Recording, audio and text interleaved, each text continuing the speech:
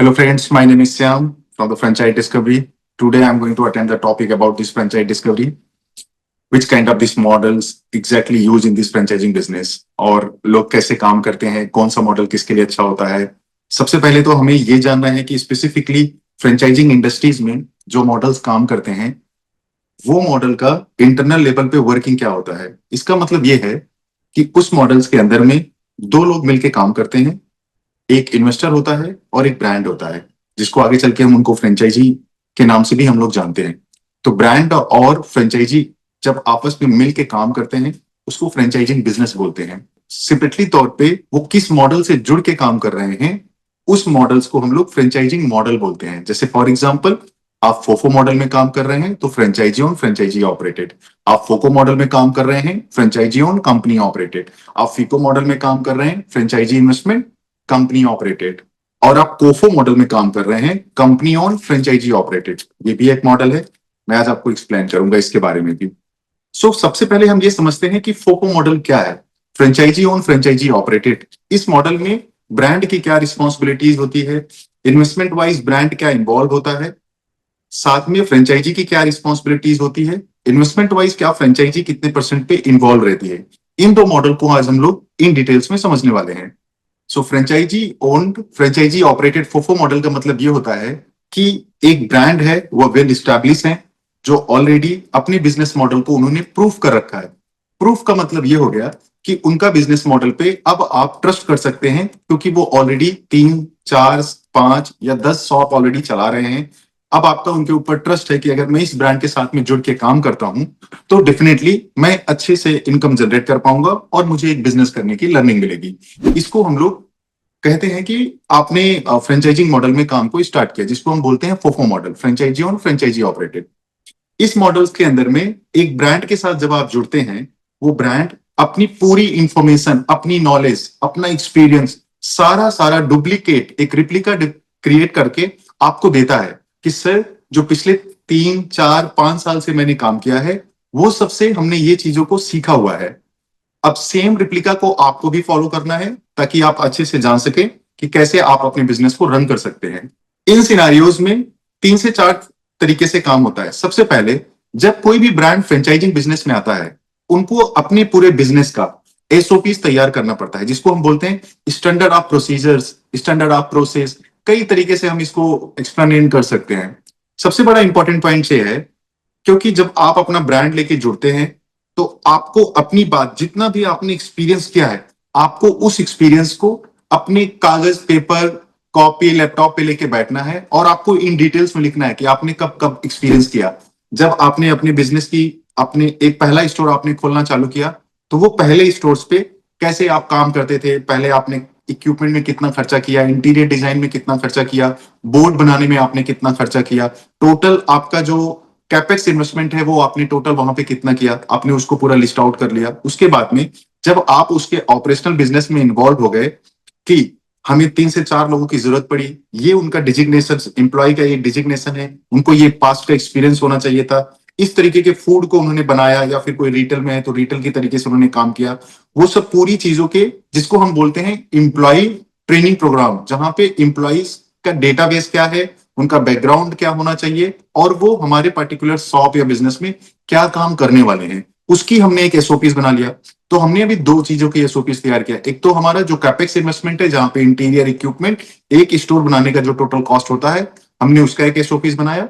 साथ में हमने एक ट्रेनिंग का बनाया कि अगर हमारे यहाँ इंप्लॉइज आते हैं, उनका डिजिग्नेशन क्या होना चाहिए, बैकग्राउंड क्या होना चाहिए और उनको हमें कैसी ट्रेनिंग्स देनी है हमारे बिजनेस को ऑब्जर्व और अंडरस्टैंड करने के लिए, क्योंकि अभी वो हमारे बिजनेस को ऑफर करने वाले हैं मार्केट में। तो वो किस तरीके की ट्रेनिंग देनी, हमने उसका पूरा ट्रेनिंग मॉड्यूल बनाया। ट्रेनिंग मॉड्यूल हमने बाय रिटन, बाय वीडियो के थ्रू भी हमने ट्रेनिंग मॉड्यूल को तैयार किया। तो हमारी 2 एसओपीस बन गई। तीसरा चीजें हो जाती है एसओपीस के अंदर में ऑडिट सिस्टम्स। ऑडिट सिस्टम का मतलब ये हो गया, बिजनेस को जब हम लोग रन करते हैं तो हम कई तरीके से बिजनेस को एनालिसिस करते हैं। मैं ऑपरेशनल के तौर पे आता हूं। जैसे फॉर एग्जांपल हो गया कि जब मैंने बिजनेस को स्टार्ट किया तो मेरे पास कस्टमर आते हैं, तो इसका मतलब हो गया कस्टमर ऑडिट। कस्टमर आ रहे हैं, कितने परसेंट कस्टमर आ रहे हैं, कितने परसेंट कस्टमर छूट रहे हैं, उसके बारे में पूरा डेटा को समझने को बोलते हैं कस्टमर्स ऑडिट। और हमने अपने बिजनेस में क्या काम किया, हमारे बिजनेस के अंदर में हमने मटेरियल को भी बाहर से परचेज किया, तो इसका मतलब हो गया स्टॉक ऑडिट या फिर स्टॉक मैनेजमेंट। इसका मतलब यह है कि आपने बाहर से स्टॉक लिया, वो आपके पास आया, वो स्टॉक के अकॉर्डिंगली आपने चीजों को तैयार किया और उसको सेल किया। तो वो जो पूरी प्रोसेस है, उस प्रोसेस में स्टॉक की एक्सपायरी क्या है, कितने दिन में स्टॉक खत्म होना चाहिए, कोई भी एक प्रोडक्ट कितनी क्वांटिटी में स्टॉक का यूज होना चाहिए, क्या पूरे महीने में जितने भी एक्स वाई जेड चीजें हमने जो अपनी शॉप से सेल किया, उसमें जो स्टॉक मैनेजमेंट है वो इक्वली यूज हुआ। मान लीजिए फॉर एग्जाम्पल के तौर पे हम एक वफल बनाते हैं, वफल के लिए हमने 1 किलो मैदा मैंने बाहर से लिया, जिसके अंदर में मैं 10 वफल बना के बेच सकता हूँ। 10 वफल जो मैं बेच रहा हूँ फॉर एग्जाम्पल, उसकी प्राइस हो गई एक वफल की 100 रुपए, 10 वफल की प्राइस जो हमारी हो गई मान लीजिए 1000 रुपीज। तो हमें ये देखना होता है कि जो हमने पिछले महीने 1 किलो मैदा हमने लिया था, उससे जो हमने वफल बनाया, उसके अगेंस्ट में मुझे 1000 की इनकम होनी चाहिए थी। तो इसका मतलब है कि मैंने क्वांटिटी प्रॉपरली यूज किया और प्रॉपर तरीके से हमने सेल किया। बट हमें ये पता लगा कि हमने 1 kg का जो हमने मैदा ऑफर किया था, हमने जो मैदा परचेस किया था, उसमें मैंने जो सेल किया वो 800 रुपए का सेल किया। इसका मतलब वो जो 200 रुपए का जो गैप हुआ है, कहीं ना कहीं वो वेस्टेज में काउंट हो गया। आपने बनाया या तो उसको दिया नहीं, या फिर आपने क्वांटिटी ज्यादा मिला दिया।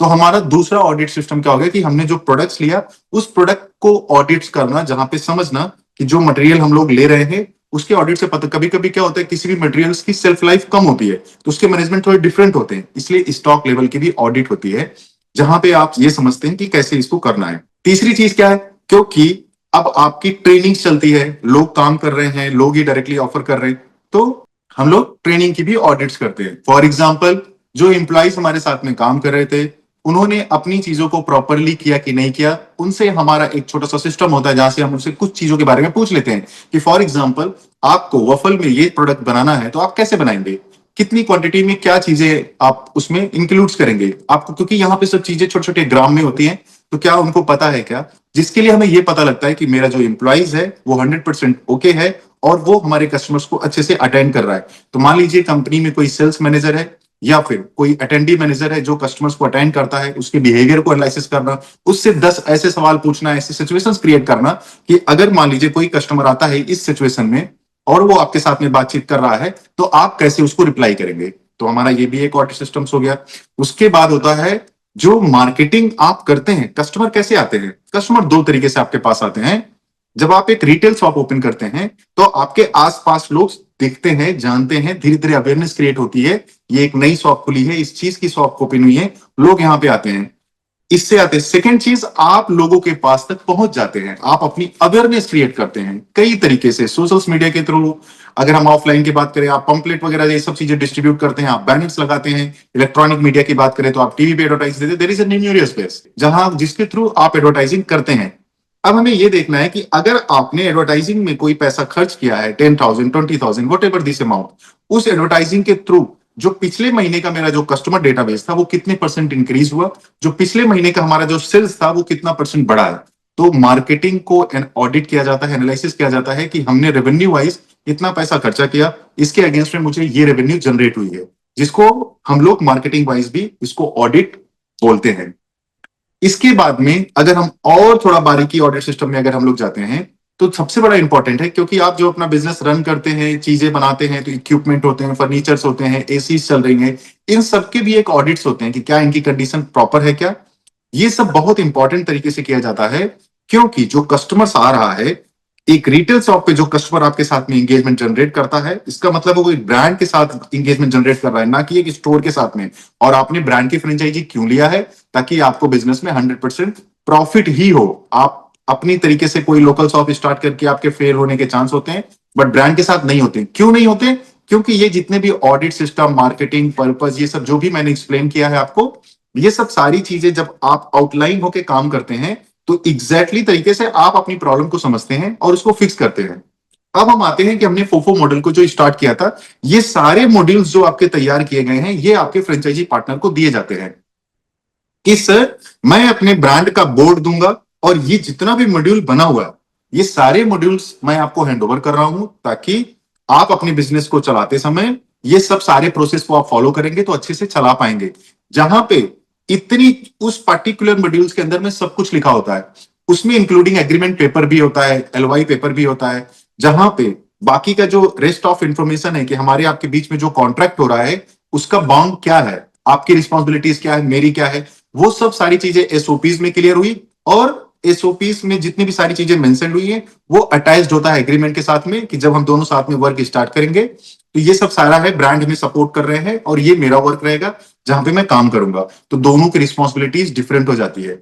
अब मोटा मोटी अगर हम इसको समझेंगे तो franchisee FOFO franchisee owned franchisee operated में एक्चुअली रूल ये बोलता है कि आपको ब्रांड का सपोर्ट मिलता है, लॉजिस्टिक सपोर्ट मिलता है, टीम का सपोर्ट मिलता है, ट्रेनिंग मिलता है, बाकी सारी इंफॉर्मेशन मिलती है, बिजनेस कैसे चलाना है, सारे एसओपीज मिलते हैं, लेकिन बिजनेस को चलाने की रिस्पॉन्सिबिलिटीज आपकी है। आपको भी मार्केट समझ में आना चाहिए, आपके भी अंदर वो हुनर होना चाहिए कि आप इस रिटेल शॉप को चला सकते हैं। अब सोचो कि आपके बिजनेस को लेके आप चलाते हैं, जब ब्रांड के साथ आप काम करते हैं तो आपको ऑलरेडी एक अच्छे से एक ब्रांड सपोर्ट है। कोई भी चैलेंजेस आपको फेस होगा, ब्रांड उस चैलेंजेस को रेक्टिफाई करने के लिए बेस्ट टू बेस्ट सॉल्यूशंस आपको प्रोवाइड करेंगे। ये एक सबसे अच्छा इंपॉर्टेंट पॉइंट होता है जिसकी वजह से आप जुड़ के काम करते हैं, लेकिन वर्किंग हमेशा आपकी होती है क्योंकि ब्रांड आपको ये पूरे सपोर्ट्स प्रोवाइड कर रहा है, इसलिए वो आपको रॉयल्टी चार्ज करता है। बिकॉज यहीं से ब्रांड की रिकरिंग इनकम होती है और इसीलिए वो आपको फ्रेंचाइजी भी देता है कि ताकि वो आपसे रॉयल्टी ले और अपने एक्सपीरियंस को आपके साथ में शेयर करे, और उसी के एक्सपीरियंस और उसकी ब्रांड वैल्यू की वजह से आप अर्निंग करते हैं और बिजनेस के बारे में सीखते भी हैं। So this is very important कि आप रॉयल्टी आपको देना चाहिए। अब ये ब्रांड टू ब्रांड डिपेंड करता है वो कितना बड़ा ब्रांड है, क्या क्या सपोर्ट प्रोवाइड कर रहे हैं, उसके हिसाब से वो अपनी रॉयल्टीज को डिसाइड करते हैं। तो ये होता है हमारा फ्रेंचाइजी और फ्रेंचाइजी ऑपरेटेड। अगर इसमें भी कोई क्वेश्चन है तो let us ask the question. अगर मैं किसी भी ब्रांड का फ्रेंचाइजी लेता हूं तो क्या गारंटी है कि वो चलेगा ही? मान लो कि अगर उसका एक पर्टिकुलर लोकेशन अगर चला है तो जरूरी तो नहीं ना जहां पर अगर मैं लोकेशन पे ओपन कर रहा हूं वहां पर भी वो चले। तो उसमें लोकेशन का मैटर करता है फोफो मॉडल में, अगर एक सक्सेसफुल मॉडल है ब्रांड है तो भी? देखिए, फोफो मॉडल में जो फ्रेंचाइजी है उसका लोकेशन का सक्सेसफुल होने का जो रीजन होता है वो 3 से 4 5 तरीके से लोग एनालिसिस करते हैं। सबसे पहले, ऑलरेडी मैंने आपको काफी सारी चीजें एक्सप्लेन किया, कस्टमर डेटाबेस, एज ग्रुप होता है, कस्टमर्स का बाई करने का एक एज ग्रुप होता है और उसके टारगेट कस्टमर्स की इनकम कितनी होती है, वो कॉलेज स्टूडेंट हैं या प्रोफेशनल वर्क हैं, ये सब सारी चीजें ऑलरेडी डिस्ट्रीब्यूटेड होती है। तो जो ब्रांड होता है उनको पता होता है कि मेरे जो बिजनेस के जो मैक्सिमम बायर्स हैं वो कहाँ पे हैं, जो रिटेल बायर है मेरे वो कहाँ पे ज्यादा होते हैं, उसके हिसाब से वो आपको लोकेशन देते हैं। लेकिन हर एक ब्रांड में एक प्रोजेक्शन रिपोर्ट होता है। उसका मतलब ये होता है कि मेरे जो ब्रांड की कैपेसिटी है सेल करने की, वो इस लोकेशंस पे इतने रेंट पे ही आपको जाना है। एक प्री गाइडलाइंस होता है कि क्योंकि अगर मैं महीने का 10 लाख का एवरेज सेल कर रहा हूं तो मैं 10% रेंटल के हिसाब से मैं 1 लाख के रेंटल पे जाऊंगा। 500 स्क्वायर फीट का एरिया होगा और लोकेशन में ये 4-5 चीजें मिलनी चाहिए कि जहां पे कॉर्पोरेट भी हो या फिर स्कूल एंड कॉलेजेस हो, ये सब डायग्राम हो गए। आसपास 2 से 3 बड़े रेस्टोरेंट्स या फिर कोई बड़ी रिटेल शॉप होनी चाहिए। ब्रांड की अपनी एक गाइडलाइंस होती है, वो पूरी रिपोर्ट होती है। उसके बेस पे जाने के बाद में ग्राउंड लेवल पे लोकेशन इंस्पेक्शन होता है। उसका मतलब ये होता है कि डिजिटली तौर पे आप पूरे लोकेशंस को एनालिसिस कीजिए कि यहां पे मेरे कंपटीटर कितने हैं, उन पे ट्रैफिक कितनी जाती है, किस टाइम पे ज्यादा ट्रैफिक जा रही है, कितना रेवेन्यू वो जनरेट कर रहे हैं, अगर ऑनलाइन जनरेट कर रहे हैं तो वो कितना कर रहे हैं, ऑफलाइन कर रहे हैं तो वो कितना कर रहे हैं, उसको आपको एनालिसिस करना है। और कैपेसिटी देखनी है कि क्या मैं यहाँ पे अगर एक शॉप और डाल दूंगा तो क्या मैं रेवेन्यू जनरेट कर पाऊंगा, कि यहाँ पे कैपेसिटी है जनरेट करने की।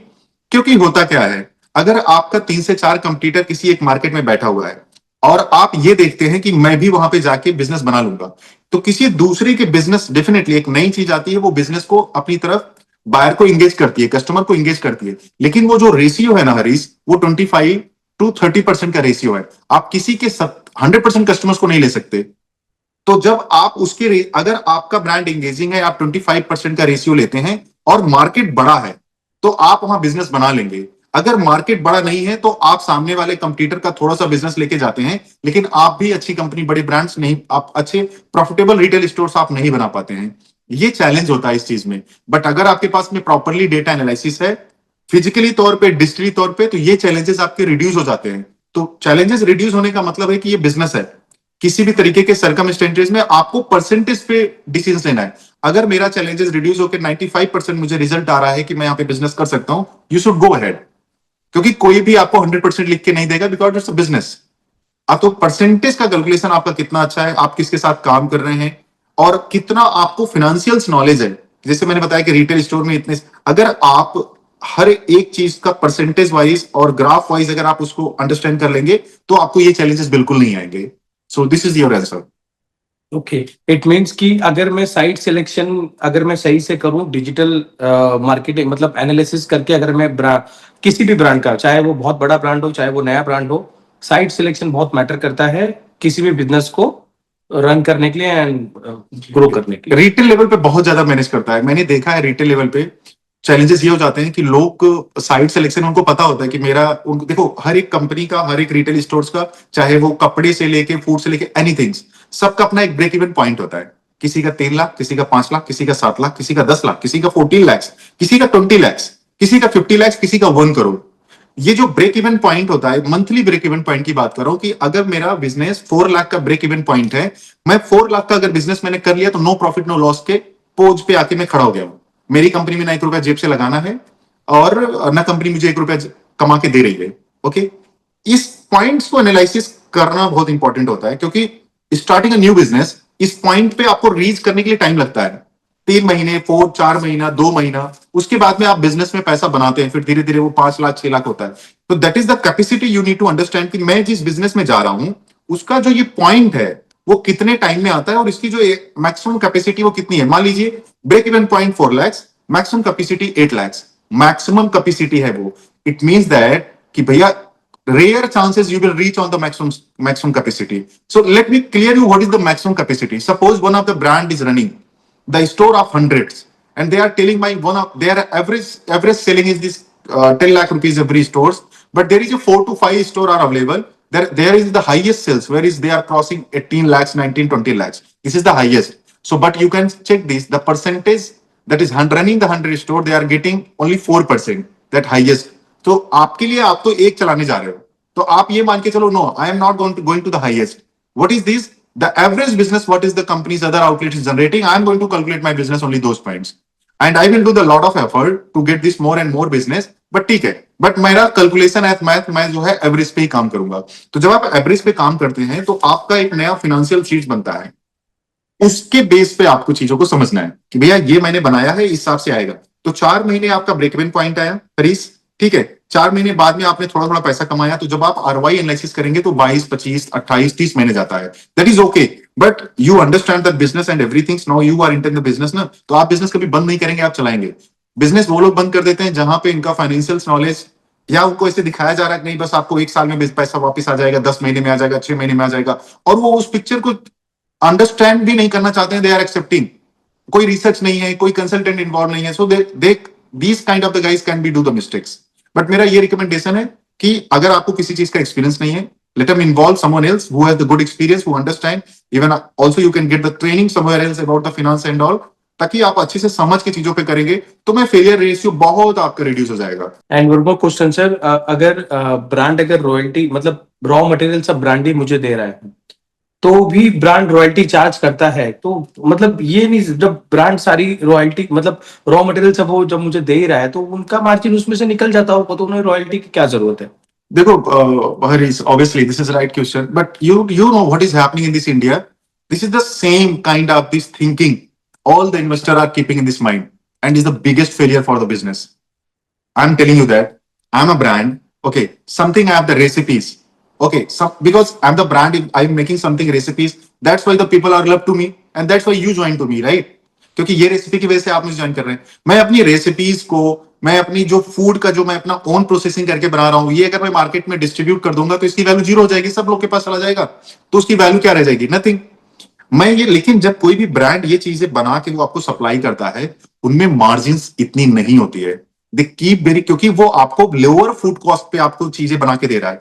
तो आपको ये समझना है कि वो जो चीजें बना के दे रहे हैं वो अपने लॉजिस्टिक छोटे मोटे जो कॉस्ट है वही रिकवर करते हैं, बट ब्रांड इतना प्रॉफिट नहीं बनाता है. बट क्योंकि यही तरीके की थिंकिंग सबके अंदर में आ गई है और दूसरे ब्रांड्स इस तरीके को चीजों को ऑफर कर रहे हैं, इसलिए अब ब्रांड जो है वो रॉयल्टी नहीं चार्ज करके फूड के अंदर मार्जिन बनाने की कोशिश करते हैं. बट जितने भी ऐसे ब्रांड्स कर रहे हैं और जितने भी इन्वेस्टर ने इस तरीके की फ्रेंचाइजी लिया है, दे आर नॉट सेटिस्फाइड, क्योंकि सेल्स आफ्टर सपोर्ट आपको कभी नहीं मिल पाएगा.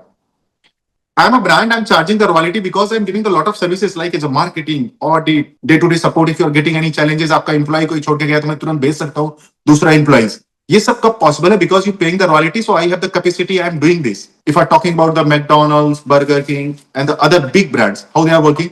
They have third party of vendor. They are directly supplying in the products and all, and they are charging 10 to 12 and 15% of the royalty of the business. If you're going to calculate it about this profit, this is the similar like is a 50% of this profit. But that's why, but they are doing business of 50 lakhs, 60 lakh, 1 crore, 80 lakhs. So that is, you need to understand that if the brand is, I am going to work with the brands and you want to learn and grow, earn more and more money. It means that you have to choose a very wisely and very good brand who charge you royalty. That doesn't matter. But you have to always achieve the maximum sales or the average sales. If you are getting the average sales, you will get this money. And the brand is also on the money. So my recommendation is that always you work with this wisely with the good brands where they are charging the royalty is not problem. But the brand has given you the enough support, enough things where you are achieving your average business monthly and you are making a good money.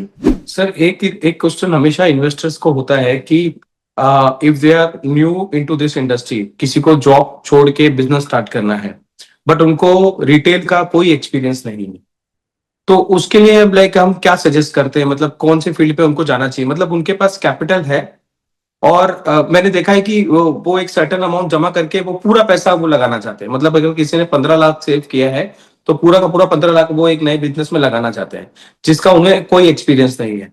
तो उसको हम कैसे tackle करेंगे? मतलब उनके लिए अगर हम कुछ बोले बोले तो Working a job is a difference, and making a business, starting a retail business or a small shop, it's kind of the business. So this is different things. So मैंने मान लीजिए, for example, I'm working as a sales manager in the company. Okay, and the later on period I decided to go with open my own shop, but I need to understand that because जो working guys है ना, they understand about this every fundamental about the business. कि ये पैसा कहाँ से आता है, कितना जाता है, क्या क्या एक्सपेंसेस आते हैं, इलेक्ट्रिसिटी से लेके सब कुछ, सारे बाइफरकेशन उनको समझ में आते हैं, मार्केट समझ में आता है, सब कुछ समझ में आता है. So that is very good chance to start a business. अगर आप उसको छोड़ के, अपना काम छोड़ के, और आपको उस बिजनेस में कॉन्फिडेंस है, you have to get the confidence. आपके जो बेसिक सवाल है, अंडरस्टैंडिंग है, मार्केट में जाके आपको थोड़ा लेकिन पूछना है, आसपास की शॉप पे जाके पूछो, भैया आप कितना कमाते हैं, क्या बिजनेस हो जाता है, अच्छा है नहीं अच्छा है. 3-4 ब्रांड के साथ आप इंक्वायरी कीजिए. एक बेस्ट कंसल्टेंट आप इन्वॉल्व कराइए जो आपको छोटी छोटी बातों के बारे में एजुकेट करेगा. तो Harish, the point is that you kind of get the training from the market.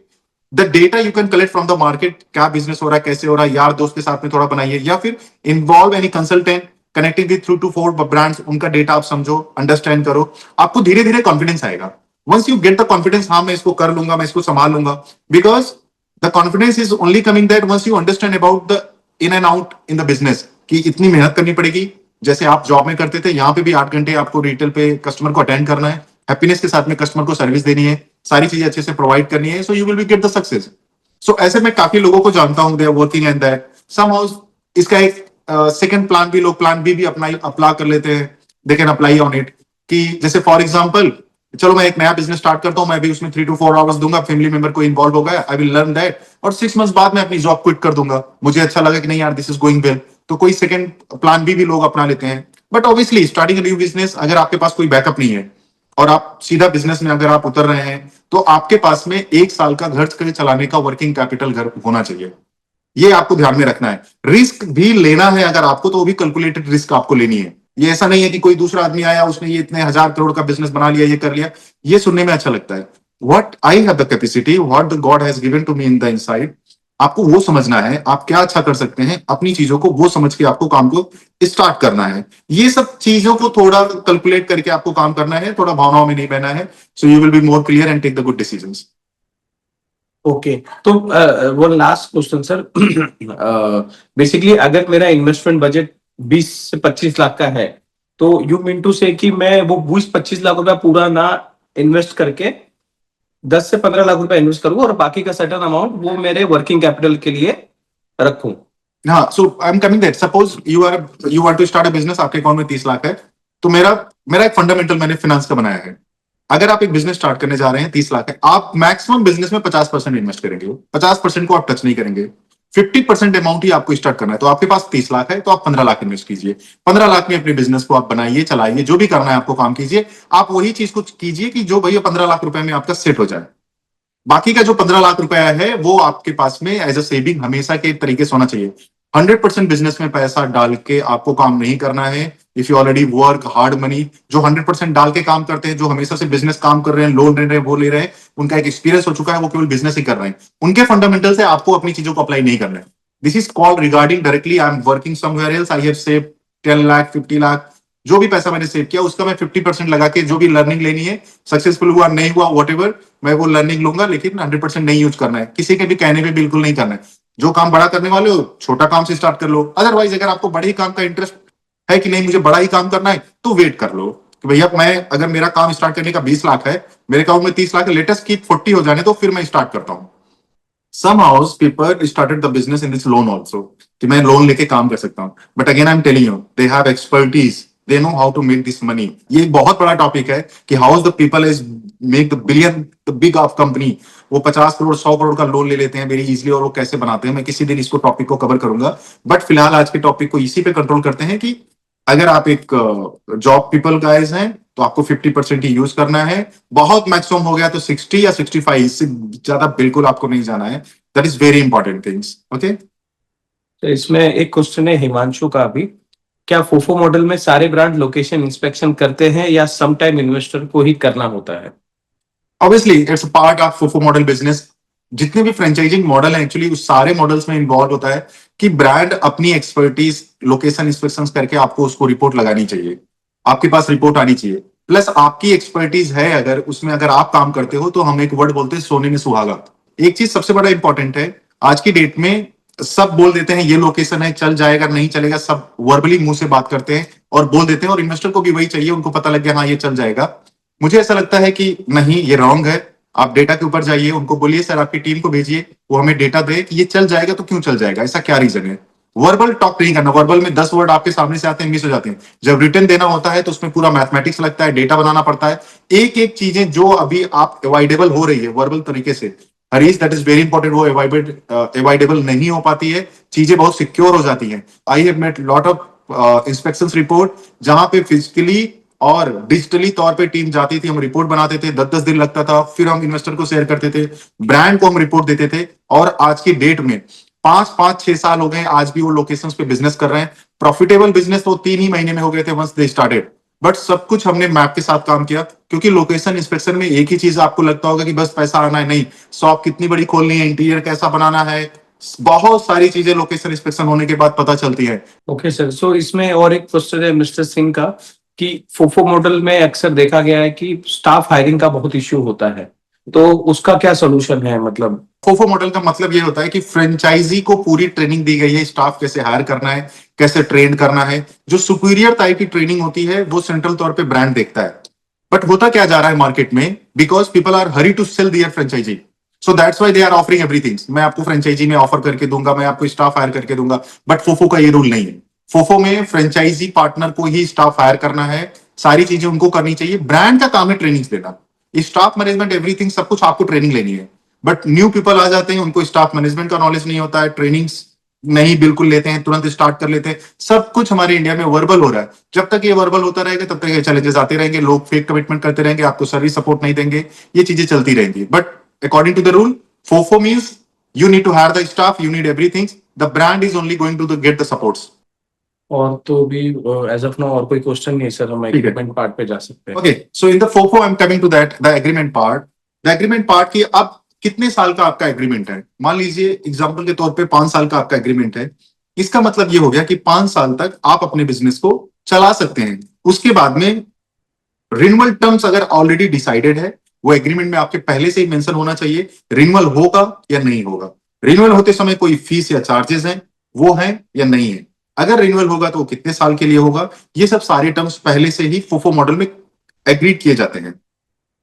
ये टर्म्स आपको और आपके फ्रेंचाइजी पार्टनर को डिसाइड करना है।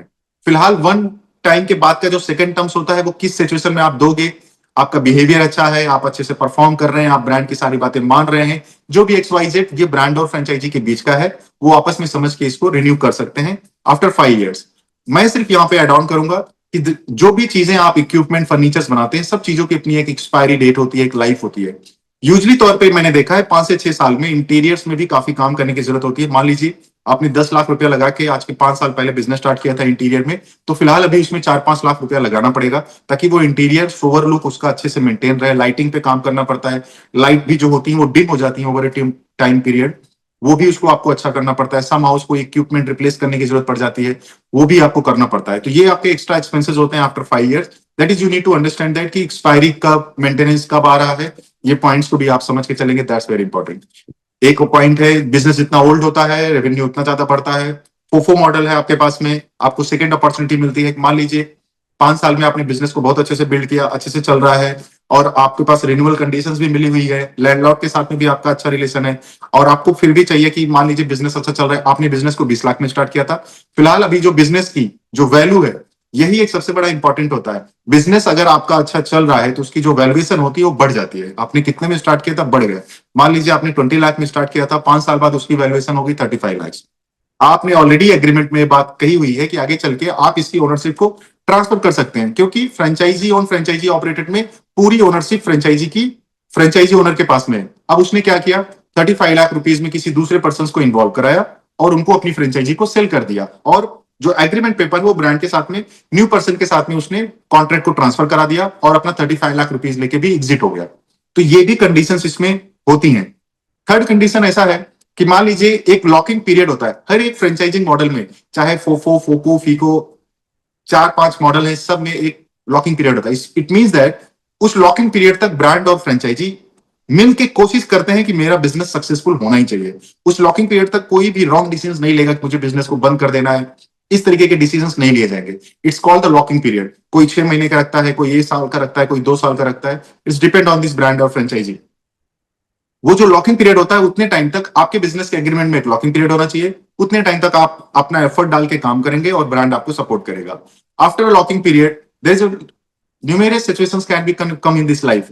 ऐसा लगता है कि नहीं यार 2 साल आपने चलाया और आपको लगता है कि नहीं मुझे अभी एग्जिट लेना चाहिए, मुझे कुछ और इंपॉर्टेंट काम करने, या मुझे कैपिटल की जरूरत है, मुझे कुछ नया बड़ा बिजनेस के बारे में सोच रहा है और यहाँ से मैं इसको सेल करके एक नया बिजनेस बना सकता हूँ। तो सोचो जो 15 से 2 साल में आपने जो पैसा कमाया है, अगेन बिजनेस अगर आपने अच्छे से मेंटेन कर रखा है, एक अच्छा बायर ढूंढिए, एग्रीमेंट को ट्रांसफर कर दीजिए ब्रांड के नाम पे, क्योंकि आपने ब्रांड के साथ में पहले ही रखा है कि आगे चल के मैं इसको ट्रांसफर कर सकता हूं, सेल कर सकता हूं, मैं दूसरे फ्रेंचाइजी ओनर को इन्वॉल्व कर सकता हूं। ये ऑलरेडी एग्रीमेंट में है। आपने अपना स्टोर बेचा क्योंकि ओनरशिप आपके है, आप निकल गए, ओनरशिप उनके नाम पे ट्रांसफर हो गई, अब वो नए पर्सन इन्वॉल्व हो गए। इस तरीके से अब आपने पैसा लगाया, बिजनेस का सेल्स बढ़ा है, तो ऑब्वियसली उसकी सेल्स कॉस्ट बढ़ जाएगी। आप अच्छा पैसा कमा के आपने कुछ नया काम स्टार्ट कर लिया। अब ये सब चीजें आप यहाँ पे सीख जाते हैं, इसलिए resale is the very important. Resale को आपको हमेशा पॉइंट पे रखना है। तो अभी अगर एग्रीमेंट को लेके कोई क्वेश्चन है, मोटा मोटी मैंने सारा बता दिया है, बट फिर भी कोई पॉइंट है, let us ask about this फोफो agreement. तो इट मीन्स सर कि अगर फॉर एनी रीजन अगर मेरा बिजनेस जैसा मैंने सोचा था एज एन इन्वेस्टर, जैसे मैंने सोचा वैसा नहीं हुआ, तो इन दैट केस मैं एग्जिट करके निकल सकता हूँ। हाँ, देखिए एग्जिट के दूसरे पॉइंट्स भी है। लॉकिंग पीरियड कंप्लीट हो गया और अगर आपका बिजनेस लॉस में चल रहा है, कोई अच्छा बायर नहीं मिल रहा उसको लेने के लिए, some house the people you will get also in the loss taking business, वो लेते हैं, उनको पता है कि मैं इसको बिजनेस प्रॉफिटेबल बना लूंगा, क्योंकि लॉस होने के बिजनेस सिर्फ केवल कस्टमर नहीं होते हैं, आपका चलाने का तरीका 70% मैटर करता है। कस्टमर लाना it's not a big deal. आप किसी भी कोने में बैठे रहोगे, you have good marketing tactics and knowledge, so customer आ जाएंगे। सो सम हाउस आपने ऑपरेशनली तौर पे उसको मैनेज नहीं किया, वट एवर रीजन था, और आप वहां से निकल रहे हैं, तो दो चीजें, अगर आपको बाहर नहीं मिल रहे तो जो इक्विपमेंट वगैरह सारी चीजें हैं अभी भी उसकी ओनरशिप आपके पास है। तो जब मैं ओनरशिप की बात करता हूं तो इसका मतलब उस स्टोर में लगे हुए एक एक पॉइंट्स आपके नाम पे आप उसको निकाल के रीसेल कर सकते हैं। सम हाउस लोग क्या करते हैं, पहला ऑफर आपको ब्रांड को देना पड़ता है, उसमें एग्रीमेंट में ये बात मेंशन होती है कि जब भी मैं अपने स्टोर के पार्ट्स को सेल करूंगा, क्योंकि वहां पे ब्रांड का टैग लगा हुआ है, तो मान लीजिए ब्रांड ने आपको बोला कि ठीक है सर ये इक्विपमेंट्स हमको आप दे दीजिए, इसका मैं आपको ये डिप्रिसिएशन कॉस्ट हुआ ये मैं आपको पे कर दूंगा। तो आप पहला हमेशा आपका ऑफर मार्केट के हिसाब से आपको ब्रांड को देना होता है, अगर वो एग्रीमेंट में मेंशन्ड है, नहीं तो आप मार्केट में किसी को भी सेल कर सकते हैं। कभी कभी क्या होता है कि उसी पर्टिकुलर लोकेशन पे आपकी फ्रेंचाइजिंग नहीं सक्सेसफुल हो पाई, आपका ब्रांड नहीं सक्सेसफुल हो पाया, ऐसी कंडीशन में कोई दूसरा ब्रांड वहां पे अपने आप को आके स्टैब्लिश कर लेता है, तो वो आपके इंटीरियर पार्ट को भी काफी ज्यादा यूटिलाइज कर लेता है, तो आपके जो लॉस होते हैं वो थोड़े कम हो जाते हैं। ये सब चीजें आपको अगर पता है तो ये आपके हेल्प करती है एग्जिट होने के लिए, जहां से आप थोड़ा रेवेन्यू सेव कर पाते हैं। इसमें क्वेश्चन है पूजा का, आई थिंक सेम ही है। लॉकिंग पीरियड में अगर फ्रेंचाइज ओनर लॉस में है तो क्या फ्रेंचाइज ओनर कोई एक्शन ले सकते हैं? देखिए, मैं लॉकिंग पीरियड का रीजन ही यही है क्योंकि उसी बीच में अगर आपको मेहनत करके बिजनेस को प्रॉफिटेबल बनाना है तो मैं ये मान के चलता हूं कि ये सिचुएशन अगर लॉकिंग पीरियड लिखा हुआ है तो इट कैन बी हैपन। ये आपको लेने से पहले भी समझ के चलना है कि अगर ये हो गया तो मैं क्या करूंगा। तो दो चीजें होती है। अगर देखिए लॉन्ग टर्म आपने लॉकिंग लॉकिंग पीरियड बना रखा, मान लीजिए 1 साल का लॉकिंग पीरियड है, ठीक है, अब 3 महीने 4 महीने 5 महीने काफी लॉस हो रहा है बिजनेस में और आप उसको आप नहीं अंडरस्टैंड कर पा रहे हैं, तो आपको ब्रांड के साथ में आपकी अच्छी रिलेशनशिप है, ब्रांड भी इस बात को समझता है कि यार नहीं, इतने टाइम से लॉस को मेंटेन करना ठीक नहीं है, तो ब्रांड और आप दोनों लोग साथ में बैठिए, किसी दूसरी लोकेशन पे शिफ्ट होना है, कैसे शिफ्ट कर सकते हैं, ये सब सारी चीजों का बातचीत कीजिए और आराम से बिजनेस में आप एग्जिट कर सकते हैं। ब्रांड इसी कंडीशन में सपोर्ट करते हैं, everybody is a human being, सब प्रॉब्लम को समझते हैं। यूजली तौर पे इस तरीके में जो आपके काफी फर्नीचर्स होते हैं, अगर आप कुछ उसमें मूवेबल टाइप के फर्नीचर्स आपने किया, इक्विपमेंट 100% यूज हो जाता है, फर्नीचर भी अगर मूवेबल है तो वो भी आपके यूज हो जाते हैं, ये सब आपके जाते हैं, तो थोड़ी बहुत आपको नेक्स्ट में फर्नीचर का खर्चा आएगा और अपने शॉप स्टार्ट कर सकते हैं। एक one last question, location change करने पे क्या फ्रेंचाइज ओनर को कुछ अमाउंट पे करना होता है? नहीं, फोफो मॉडल में कोई भी ऐसे सर्कमस्टेंसेस में लोकेशन चेंज हो रहा है, आपको कुछ नहीं करना है। इवन वहां पे जितनी भी सपोर्ट की जरूरत है, ब्रांड आपको 100% सारे सपोर्ट्स फ्री ऑफ कॉस्ट आपको प्रोवाइड करेंगे। कैपेक्स वाइज कोई कैपिटल वाइज कोई इन्वेस्टमेंट में ब्रांड इन्वॉल्व नहीं होता है, वो आपको मैनेज करना है, बट हाँ, support and everything you will get that.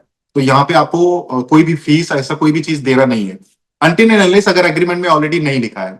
अगर नहीं लिखा है तो मॉडल के हिसाब से आपको नहीं देना, अगर उन्होंने लिख दिया है कि आपको देना है तो फिर आपको देना पड़ेगा, क्योंकि वो तो आप लिखने के बाद में कोई भी चीज, कोई भी मॉडल में अमेंडमेंट बोलते हैं हम उसको, कि भैया हम इसके साथ में आपके साथ काम कर रहे हैं और अभी आपने ये चेंजेस करा दिए, तो मतलब आप दोनों पार्टीज ने मिलकर उसमें अमेंडमेंट कर दिया, चेंजेस ला दिए। इसका मतलब कि अब फिलहाल अगर आगे चल के कोई डिस्प्यूट होता है और कोर्ट में केस जाता है, तो जो आप दोनों ने म्यूचुअली डिसाइड किया है, अब उस पे जो है ये होगा, डिस्कशंस होगा।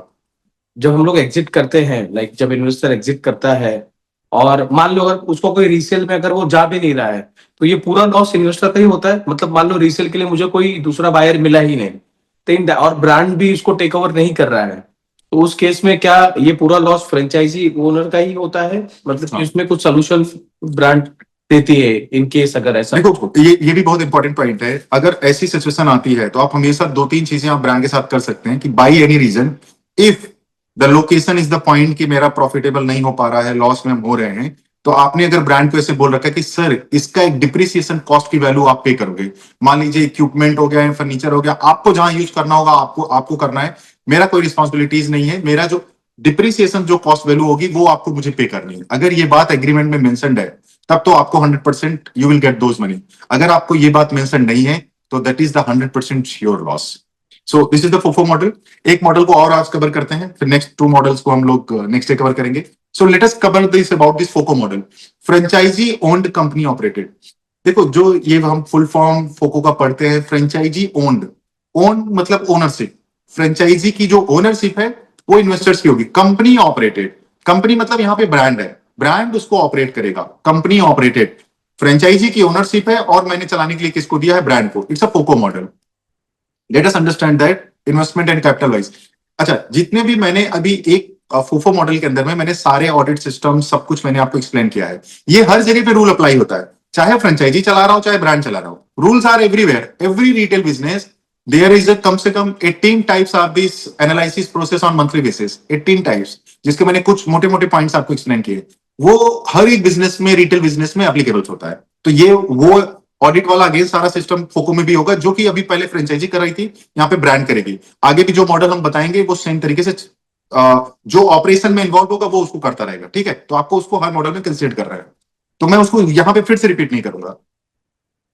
फोको मॉडल के अंदर में मैंने एक ब्रांड के साथ में पार्टनरशिप किया, it's kind of this partnership. मैंने एक ब्रांड के साथ में पार्टनरशिप किया कि मैं ये बिजनेस है सर, इस बिजनेस में अगर आप इन्वेस्टमेंट करते हैं, मैं पूरे बिजनेस को ऑपरेट करूंगा, मैं पूरा बिजनेस को चलाऊंगा, जिसके लिए मैं आपसे एक परसेंटेज चार्ज करूंगा। जहां पे रीजन ये होता है कि चलाने का जो परसेंटेज होता है, जो सेल्स होता है, 8%, 10%, 12%, 6%, डिपेंड ऑन दैट, क्या सेल्स होता है, क्या ऑपरेशनली इन्वॉल्व है बिजनेस में, उसके हिसाब से ब्रांड चार्ज करता है। इट्स अ रियल फोको मॉडल कि फ्रेंचाइजी ने पैसा इन्वेस्ट किया, कंपनी उसको ऑपरेट करेगी, कंपनी हर महीने फ्रेंचाइजी को एक बिल रेज करेगी कि सर ये पिछले महीने की टोटल कॉस्ट ऑफ एक्सपेंसेस हैं, ये पूरे एक्सपेंसेस फ्रेंचाइजी अपने पेरोल पे होते हैं, सारा सारा सिस्टम फ्रेंचाइजी के पेरोल पे होता है। एम्प्लॉइज पेरोल पे, ओनरशिप उसकी है, सारी चीजें उसकी हैं, वो उनको सबको सैलरीज, एक्सपेंसेस, जितनी भी चीजें हम सब ऑर्डर कर रहे हैं, what ever everything is going on entire the stores, सारी चीजें खर्चे सारे कटे, उसके बाद में ब्रांड ने उसको चलाया। तो ब्रांड एक अलग एंटिटी है, फ्रेंचाइजी एक अलग एंटिटी है, दोनों की अलग अलग कंपनीज है। ब्रांड ने अपने चालाने का 10% रॉयल्टी का बिल भेजा, कंपनी ने उनको बिल का पेमेंट कर दिया। इसी को बोलते हैं फोको मॉडल, फ्रेंचाइजी और कंपनी ऑपरेटेड। यहाँ पे बहुत सारे ऐसे इन्वेस्टर्स हैं जो प्योरली जानते हैं कि ये बिजनेस बहुत अच्छा बिजनेस है, इसमें बहुत अच्छी कमाई है, वो काफी स्मार्ट इन्वेस्टर्स होते हैं, वो जानते हैं, इसीलिए ऐसे बिजनेसेस में बोलते हैं नहीं सर मेरे पास टाइम नहीं चलाने का, क्योंकि उनको ये भी पता होता है कि मैं उतनी एक्सपर्टीज से नहीं चला पाऊंगा, because they have another business source also. उनको और ये भी चीजें पता होती है कि इस बिजनेस में मुझे से ज्यादा उनकी स्मार्टनेस है, उसको आपके बिजनेस को सीखने में कोई इंटरेस्ट नहीं है, वो उसका ऑलरेडी कहीं से बहुत अच्छा इनकम बन रहा है, इसलिए they are not very keen to understand about the every businesses. अब उसने ये एनालिसिस किया कि मैं कहीं और पैसा इन्वेस्ट करूंगा, 25 लाख, 30 लाख, 50 लाख, वट एवर, उससे अच्छा मैं यहां पे करता हूं जहां से मेरी रेवेन्यू अच्छी हो जाएगी।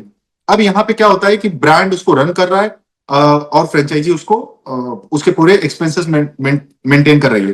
फाइनली जब भी इसका प्रॉफिट एंड लॉस, जब भी हम लोग साल में जब हम आईटीआर फाइल करते हैं, वो सब फ्रेंचाइजी की जो एंटिटी होती है उसके नाम पे होती है। ब्रांड अपना अलग से काम करेगा, ब्रांड का काम है यहाँ पे केवल चलाना।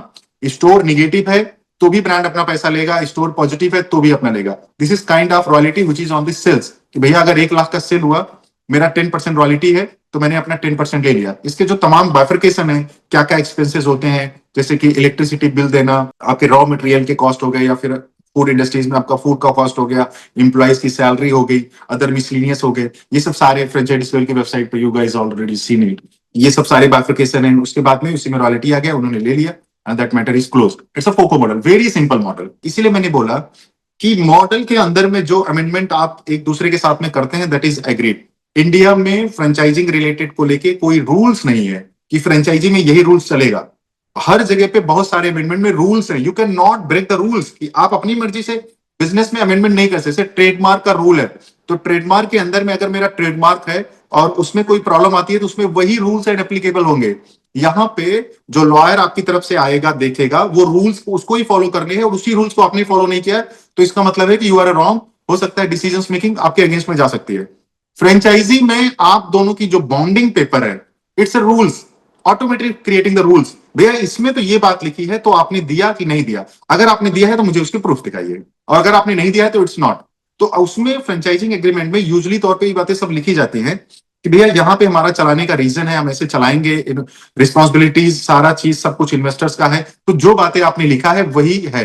इसीलिए बहुत सारी जगहों पे लोगों के जो बिजनेसेस फेल हो जाते हैं वो कोर्ट में नहीं जाते हैं, क्योंकि उन्होंने ऑलरेडी एग्रीमेंट में एग्रीड किया है।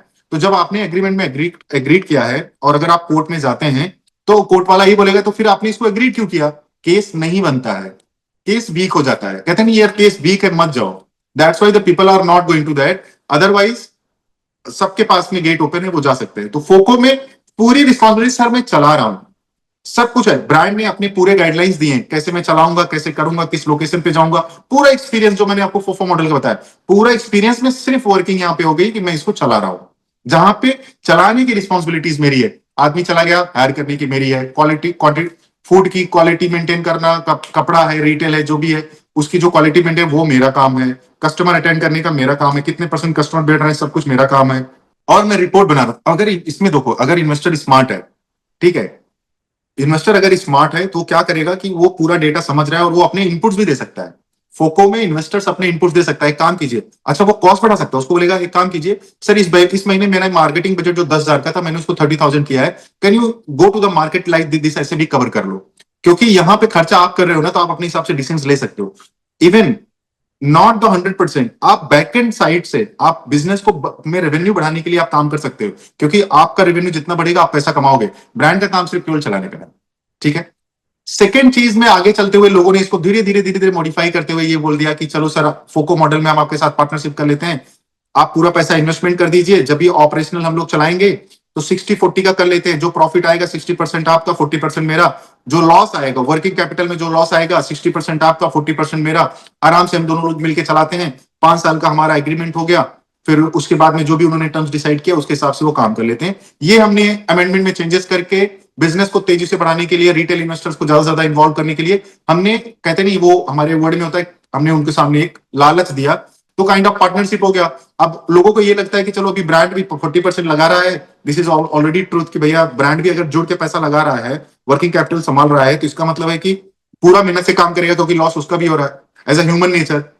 तो वो इस वजह से फिर उस बिजनेस में वो जुड़ जाते हैं। बट आपको ये समझ के चलना है कि ऐसे तरीके से वो जो ब्रांड जैसे अपना ऑपरेशन मैनेज कर रहा है वो एक्चुअली वैसे करेगा। उसको ये बात पता है कि मेरे बिजनेस में फेलियर नहीं है, मैं इसको कर लूंगा, इसलिए वो कॉन्फिडेंटली आपको ये ऑफर दे रहा है और आपके लिए भी अच्छा हो गया। अब ब्रांड वहां पे 2 पैसे ज्यादा कमा सकता है। So this is this FOCO model लोगों ने और इसको और अमेंडमेंट करके चेंजेस करते गए, अपने अपने हिसाब से कर रहे हैं। बट एग्रीमेंट का आपको कितना अच्छा नॉलेज है, एग्रीमेंट में कितने टर्म्स लिखे हैं, ये सब सारी चीजों के बारे में होता है। अब मैं उसके इस पे अगर कोई अंडरस्टैंडिंग करनी है तो आप पूछ लीजिए, नहीं तो मैं इसका एग्रीमेंट पार्ट्स पे आता हूँ। सर इसमें फोको मॉडल में जैसे आपने ये बोला 60-40 वाला, ठीक है, तो अभी 60-40 हम कर रहे हैं, तो इसमें ये जो सैलरी वाला पार्ट है, अब क्योंकि कंपनी इसको ऑपरेट कर रही है, और ऑपरेट अगर कंपनी कर रही है, बाकी सारी चीजें फ्रेंचाइजी ओनर के पेरोल पे है, तो जो सैलरी वाला पार्ट है वो कंपनी देता है या फ्रेंचाइजी ओनर देता है स्टाफ को? सो एक्चुअली ये जो 60-40 है ना, ये हमेशा सब कुछ होने के बाद में आता है। सो फॉर एग्जाम्पल मैंने हमारा आपका 60-40 का पार्टनरशिप है। फॉर एग्जाम्पल एक बिजनेस हम दोनों लोगों ने मिलकर चालू किया कि उसमें 5 लाख रुपया आपने लगा दिया, बाद में 60-40 की हमारी पार्टनरशिप हो गई। सबसे पहले आपको पूरे खर्चे निकालने हैं। खर्चे क्या है, एक्सपेंसेस क्या है आपके, इलेक्ट्रिसिटी है, ठीक है, रेंटल है, एम्प्लॉइज की सैलरी है, मिसलिनियस है, ठीक है, यही सब सारी चीजें आपके एक्सपेंसेस। तो मान लीजिए ये पूरा आपने निकाल दिया, आपने 2 लाख का सेल किया, सारा खर्चा आपने निकाल दिया। फाइनली आपके लास्ट में आपको आता है -10,000 का लॉस। तो ये जो -10,000 का लॉस है, ये टोटल बिजनेस चलाने का आया, राइट, टोटल बिजनेस चलाने का आया। तो -10,000 का जो लॉस आया है, इसमें 60% 6,000 होता है जो कि फ्रेंचाइजी ओनर देगा, and 4,000 as a brand owner अगर आप हैं तो वो आप पे करेंगे।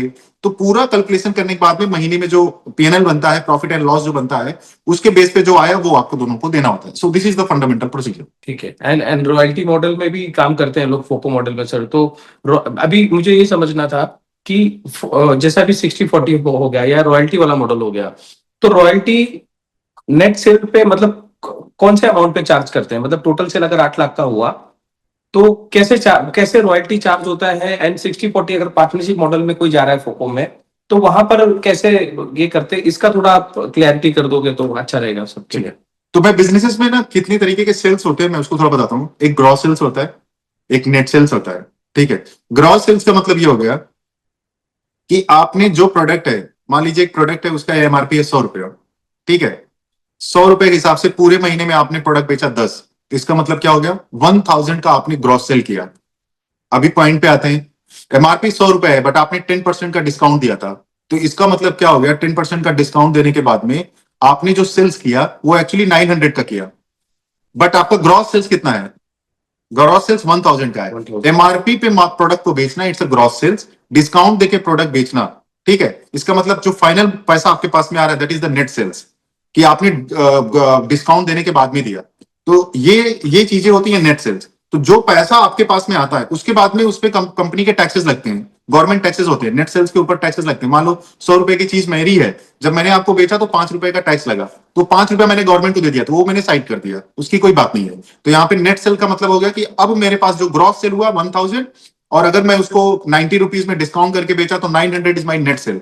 तो जो रॉयल्टी जाएगी वो इसी नेट सेल पे जाएगी, जो रेवेन्यू मेरी जेब में आई है। तो इसमें मतलब जो 60-40 वाला वो जो मतलब जो पार्टनरशिप मॉडल में बहुत लोग काम करते हैं, तो वो 900 के ऊपर नहीं चार्ज करेंगे, 900 के ऊपर वो बाकी सारा जो फिक्स एक्सपेंस है, रेंट, सैलरी, वो देने के बाद जो अमाउंट बचेगा उसमें वो 60-40 करेंगे। हाँ, पार्टनरशिप का मतलब वही होता है, ठीक है, this is the partnership. Okay, thanks for the clarification sir. FOCO के एग्रीमेंट्स में आते हैं कई तरीके के, बहुत स्ट्रांगली बनता है, बहुत अच्छा पैसा आप बना सकते हैं फोको में। It's very important to understand the agreement part. First things, locking period aware already, बिना लॉकिंग पीरियड में दोनों बाहर पार्टी नहीं जाएगी। सेकंड चीज, आफ्टर द लॉकिंग पीरियड आपने बिजनेस को 18 महीने चलाया, बिजनेस में अच्छा सेल्स हो रहा है, ठीक है, ओनरशिप आपकी है, इसलिए this is you taking the decisions, you have the ownership. अब आपने क्या किया, दूसरा इन्वेस्टर लाया, ठीक है, उसको बोला सर आपको चलाने की जरूरत नहीं है। जब भी फोफो में जब बिजनेस को चला रहे थे तो वहां पे इन्वेस्टर ढूंढना मुश्किल होता है, क्योंकि उसको आके चलाना है। फोको में तो पैसा तो जब मैंने बिजनेस स्टार्ट किया था उसका सेल हो रहा था 5 लाख, 2 साल बाद बिजनेस में सेल्स हो रहा है 10 लाख, ठीक है। तो इसका मतलब मेरा बिजनेस हर महीने 3 लाख 4 लाख मेरे जेब में प्रॉफिट आ रहा है, रॉयल्टी वगैरह सब कुछ देने के बाद में, ब्रांड के ऑपरेशनल वर्क देने के बाद भी मेरे जेब में प्रॉफिट आ रहा है। अब मान लीजिए कि आप एक इन्वेस्टर मेरे पास आते हैं, मैं बोला यार देखिए मेरा बिजनेस है, चल रहा है, महीने का 3 लाख कमा रहा हूं मैं, ठीक है। 2 साल के हिसाब से अगर मैं बात करता हूँ, 1 साल का मेरा 36 लाख होता है, 2 साल के बाद में अगर मैं बात करता हूँ तो 6 6 12 72 72 हो गया। 2 साल में 72 लाख रुपीज तो यहां से कमा सकता है, क्योंकि हर महीने की मेरी ये प्रॉफिट है, ये प्रॉफिट आ रही है, उसको पूरा पीएनएल आपने दिखा दिया, सब कुछ करे। आपने उसके साथ में उस बिजनेस को विद इन 1 डे निगोशिएट करके 50 लाख 60 लाख में बेच दिया। अब वो आप बंदा 1.5 2 साल में पैसा कमाएगा, उसके बाद में अपना पैसा निकालेगा, पहले वो आरओआई निकालेगा, तो इमीडिएटली आपका रेवेन्यू बढ़ा हुआ है, तो आप इमीडिएटली बीच में बिजनेस को सेल करके जा सकते हैं। वो अच्छा, दूसरा बायर भी आपको क्यों मिलेगा, क्योंकि इनकम जनरेट हो रही है, चलाने का जहमत नहीं है। अब आप इसको सिर्फ ट्रांसफर कर रहे हैं, पैसा आ रहा है, पैसे से बना रहे हैं, चला तो ब्रांड चला रहा है ना, तो आराम से आप एग्जिट कर पाते हैं। That is the major important point you mention in this agreement paper और एनी टाइम। समटाइम्स इसमें ये भी लिखा जाता है, ब्रांड हमेशा अपने कमीशन रखते हैं कि अगर आप जब इसको ट्रांसफर करोगे तो मेरा 1% 2% का कमीशन होगा, तो आपको कितना परसेंट देना है, नहीं देना है, इक्विपमेंट और फर्नीचर के ऊपर कितना देना है, क्योंकि जब आप सेल करते हैं तो उसमें काफी सारी चीजें होती हैं। आपके सेल्स का सब चीजों का डिप्रिसिएशन कॉस्ट भी उसमें वैलिड किया जाता है, क्योंकि 3 साल बाद में इक्विपमेंट चेंज करना हुआ, फर्नीचर चेंज करना हुआ, तो आपको वो सेल्स वैल्यू नहीं मिलेगी, भले ही आप बिजनेस अच्छा कर रहे हैं, बट वो आपको वो रिड्यूस हो जाता है। तो ये सब सारे इंपॉर्टेंट्स होते हैं कि जो आप उनको अगर कुछ कमीशन दे रहे हैं तो किस पॉइंट्स पे देंगे, कैसे देंगे, that is you need to mention that, and this is very smart business. I recommended to go for the FOCO model and the running the brand, and you should be very smart either investing on this FOCO model, क्योंकि आप ये समझ रहे हो पैसा कैसे बनाना है, बड़ा कैसे करना है, मार्केटिंग वगैरह ये सब चीजें आपको आ रही है। फोको में जाओ, पैसा बनाओ, रीसेल करो और अच्छा पैसा बनाओ।